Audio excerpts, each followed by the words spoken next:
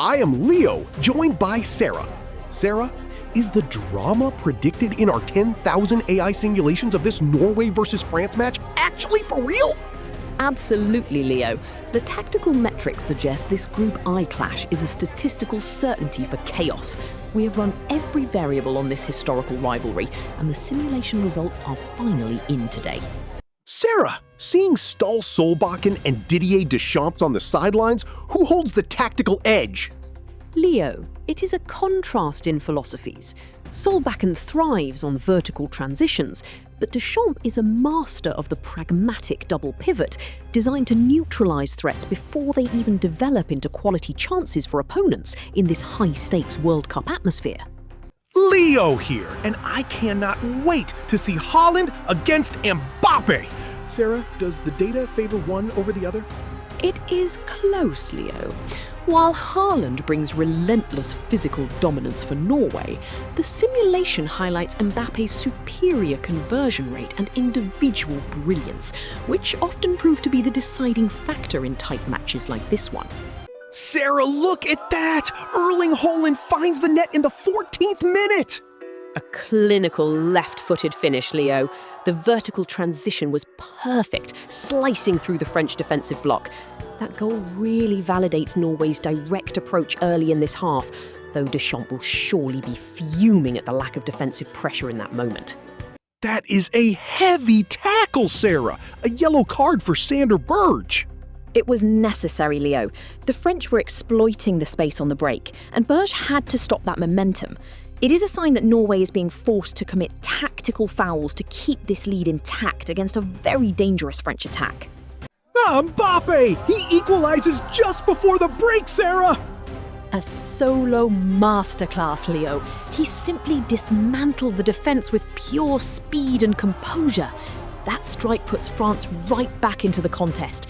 It proves that despite Norway's efforts, the individual brilliance on this French squad can change everything in a single heartbeat on the pitch. Tempers flaring, Sarah! Saliba is booked for dissent! The pressure is clearly mounting, Leo. Even veterans like Saliba are feeling the weight of this match. It shows the intensity both sides are playing with, but France needs to keep their heads if they want to secure the win in this high-stakes World Cup encounter today. Manu Kone is coming on, Sarah. What is Deschamps thinking? He is looking for stability, Leo.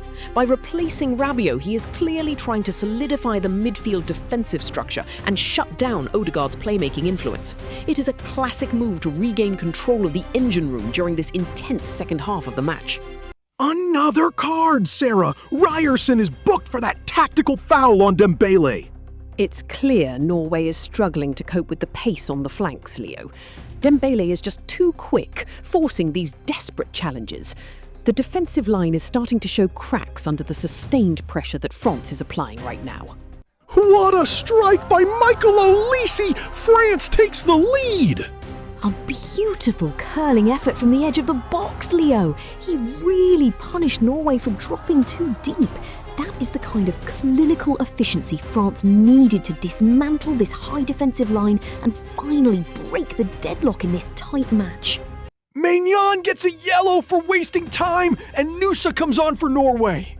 The gamesmanship is fully on display now, Leo. Maignan is doing everything to bleed the clock, while Solbakken is desperate for one last miracle to find an equaliser in these final, dying moments of a very intense Group I showdown. Leo here, and the final whistle echoes at Gillette Stadium. Norway falls 1-2 to France in a brutal tactical masterclass. Sarah, how do the numbers reflect that outcome? Leo, the data is clear. Despite Norway's 48% possession and 14 shots, France's 1.9 expected goals and 85% passing accuracy ultimately proved too much for this victory. A massive result for France, Sarah. Thanks for the analysis. Anytime, Leo. It was a pleasure dissecting the data of such a thrilling encounter.